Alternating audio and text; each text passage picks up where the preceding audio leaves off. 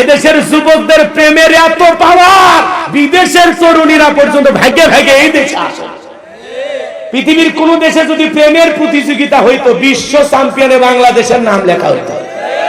আমেরিকার তরুণী চলে আসতেছে, কথা কয় না কেন?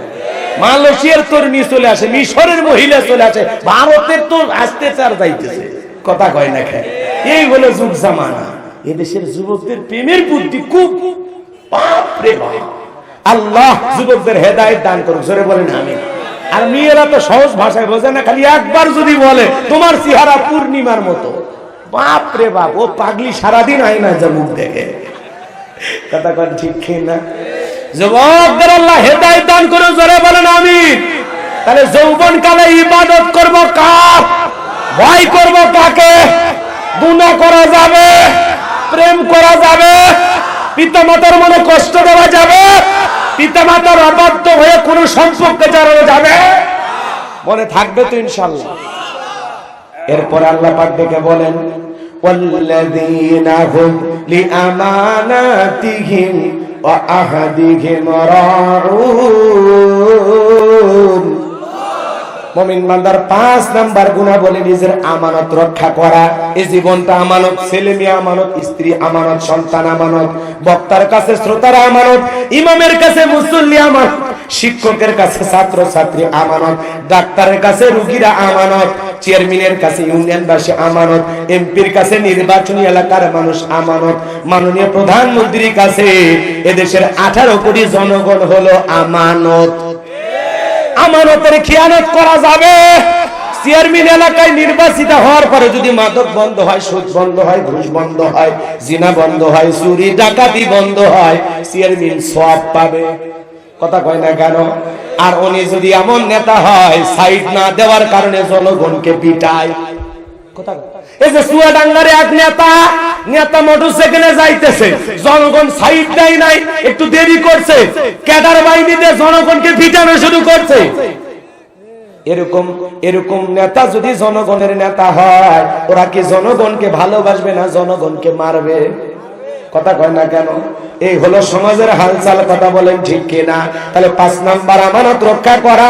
বিশ্ব নবীকে ওই কাফির বেঈমানেরা নবী হিসাবে না মানলেও আমানত রাখার ব্যাপারে রাসূলের কাছে রাখতো, আর নেতা হিসাবে আবু জেহেলকে মানতো। নবী তখন বলতো, নেতা মানো আবু জেহেলকে, আর আমানত রাখো আমার কাছে। দেখে বলে, নবী আপনি হলেন আল আমিন আল সাদিক, আপনার মতো সত্যবাদী বিশ্বাসী মানুষ এই এলাকায় নাই। আপনার কাছে সোনা দানা টাকা পয়সা রাখলে নিরাপদে থাকবে, আর আবু জেহেলের কাছে রাখলে ও নেতা 2 নাম্বার 4 নাম্বারই বলে নিজের নামে চালায়া দেবে, কথা কন ঠিক কিনা? তাহলে 5 নাম্বার আমানত রক্ষা করা, 6 নাম্বার ওয়াদা প্রতিশ্রুতি রক্ষা করা।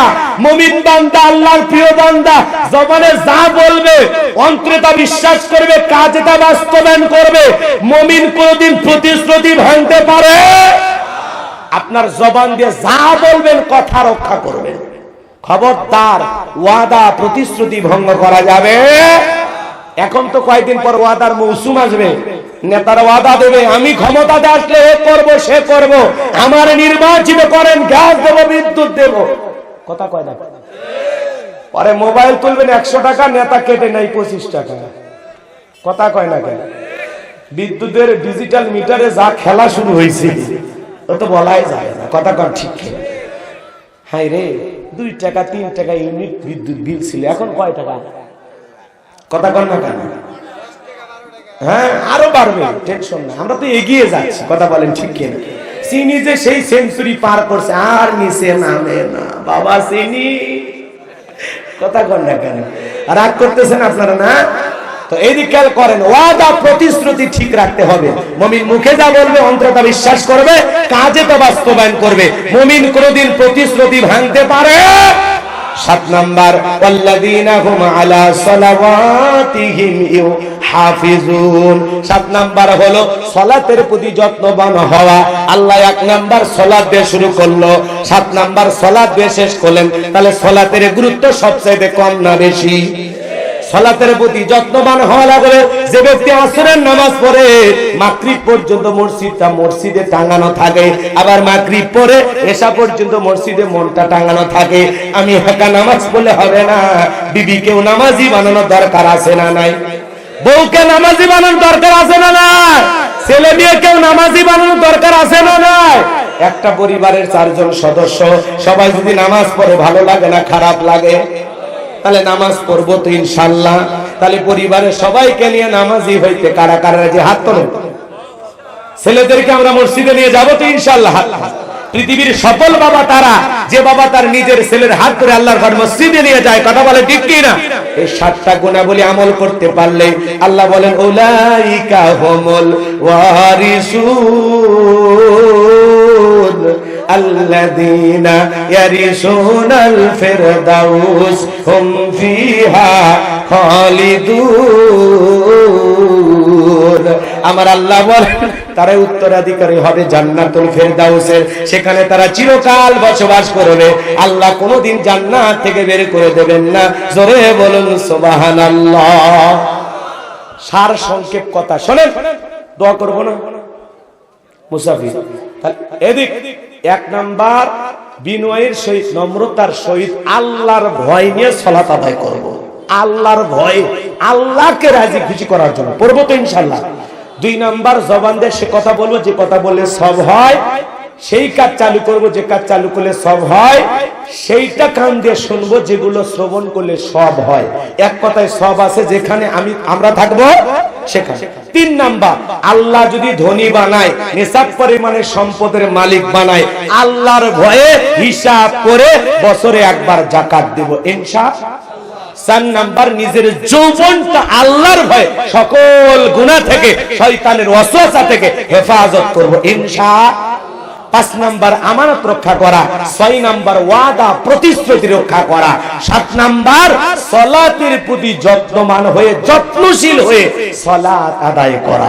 এই 7টা গুণাবলী আমল করতে পারলেই জান্নাতুল ফেরদাউসের ওয়ারিস হিসাবে আল্লাহ আমাদের কবুল করবেন। আজকের মাহফিল থেকে বক্তা শ্রোতা সবাইকে আল্লাহ পাক আমল নিয়ে উঠতে এই কথাগুলো শোনার তৌফিক দান করুন। জোরে বলুন আমিন। ভাই ঘটনা কাহিনী আমি অসংখ্য জানি, কিন্তু বুক ভরা আশা নিয়ে মনে করছিলাম মাদ্রাসার মাহফিল এ জায়গা হয়তো বা কোরআনের তাফসীর করলে কিছু মানুষ শুনবে, কিন্তু এই কয়েকজন শ্রোতাই তাফসীর বোঝে।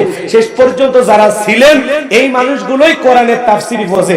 আমি যে এতক্ষণ একটা বিষয় নিয়ে কথা বললাম, এতে কি আপনাদের লাভ হয়েছে না ক্ষতি হয়েছে? পরিপূর্ণ একটা আলোচনা না শুনলে কিন্তু ওয়াজ বোঝা যায় না। এর মধ্যে আরো কথা ছিল, আমি সেগুলো কাটছাট করে দিয়েছি আপনাদের অস্থিরতা দেখে। কথা কি বুঝতে পারছেন?